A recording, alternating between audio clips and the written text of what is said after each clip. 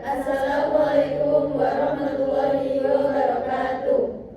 Kami dari kelompok 4 akan menampilkan video press conference mengenai isu gaji DPR.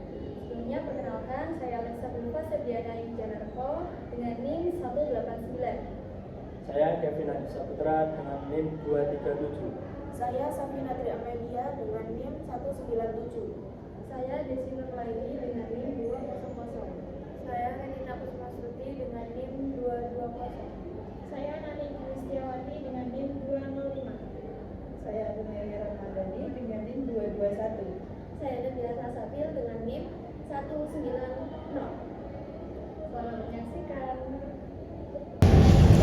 Selamat pagi rekan-rekan media dan jurnalis yang kami hormati. Terima kasih telah hadir dalam konferensi pers hari ini. Kami akan mendengarkan langsung penjelasan resmi dari Biro Pemberitaan dan Hubungan Masyarakat DPR RI terkait isu yang berkembang mengenai besaran gaji anggota DPR yang disebut-sebut mencapai 3 juta per hari.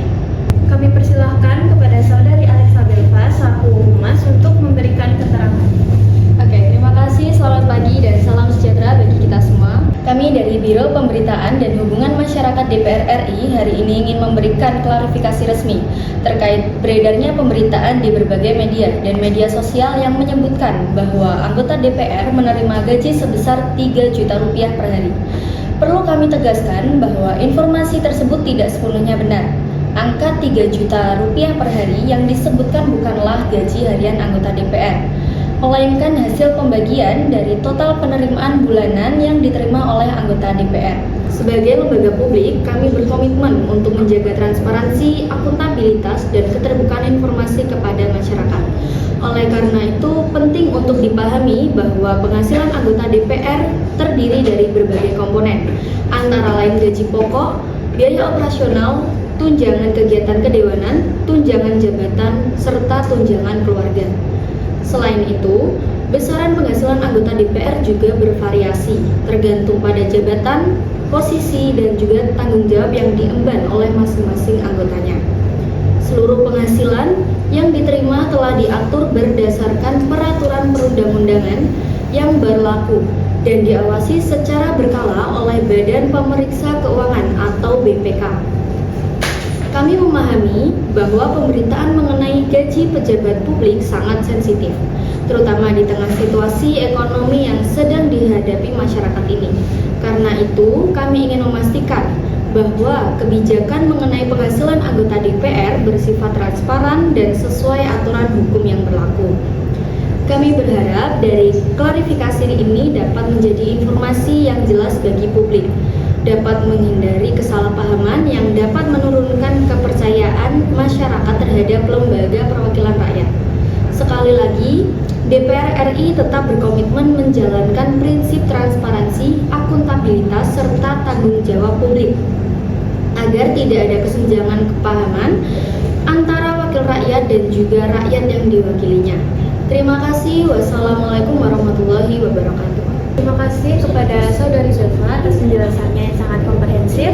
Selanjutnya penjelasan akan dilanjutkan oleh perwakilan Sekretariat Jenderal DPR RI. Kepada beliau kami persilakan. Baik, terima kasih. Selamat pagi rekan-rekan media. Sebagai tambahan, kami tegaskan bahwa sistem penggajian anggota DPR RI tidak bersifat harian, melainkan bulanan dengan komponen yang telah diatur melalui peraturan perundang-undangan. Seluruh penerimaan anggota DPR RI meliputi gaji pokok, tunjangan jabatan, dan tunjangan keluarga serta biaya operasional kedewanan yang digunakan untuk kegiatan resmi seperti reses dan biaya kunjungan kerja, dan seluruh penghasilan anggota DPR bersumber dari APBN dan setiap pengeluaran dapat diaudit secara resmi. Laporan keuangan DPR RI disusun secara berkala dan hasil audit BPK dapat diakses publik melalui sistem resmi DPR RI. Ini merupakan bagian dari komitmen kami terhadap transparansi dan akuntabilitas keuangan negara.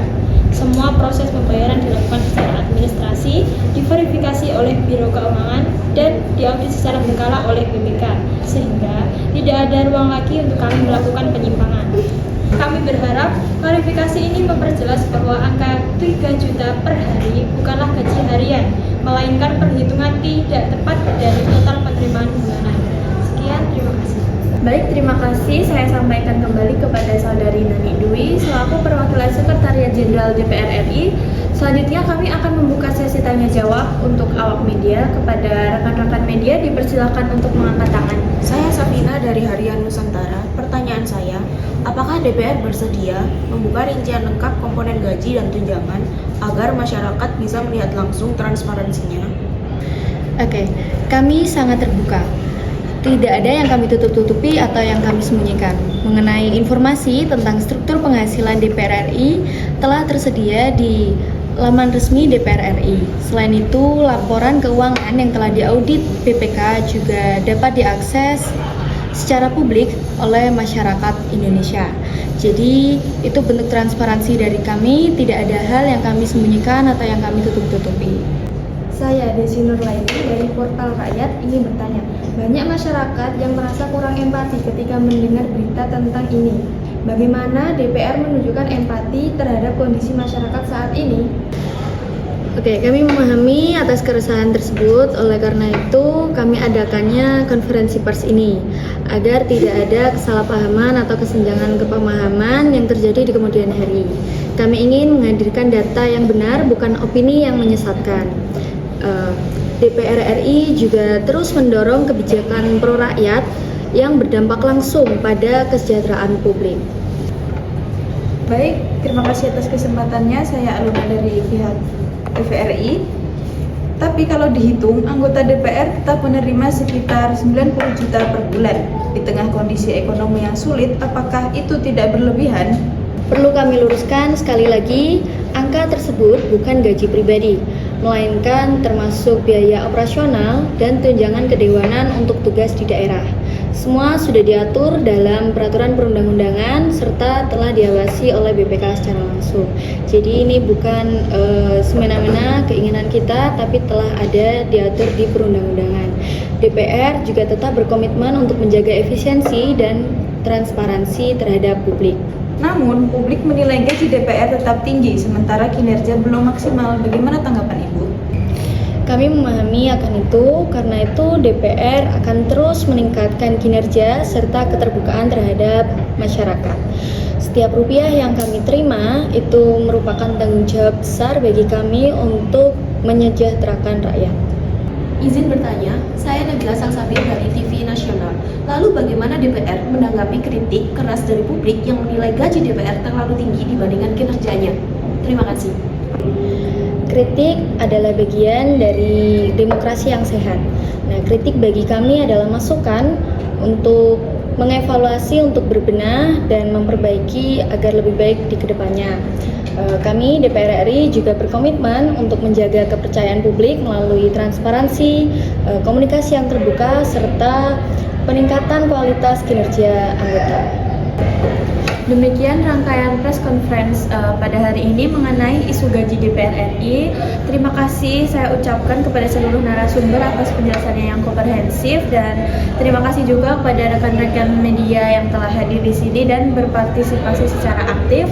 Semoga diskusi kali ini memberikan pemahaman yang lebih lagi kepada publik, dan saya selaku moderator Renita Kusumastuti mohon undur diri dan terima kasih.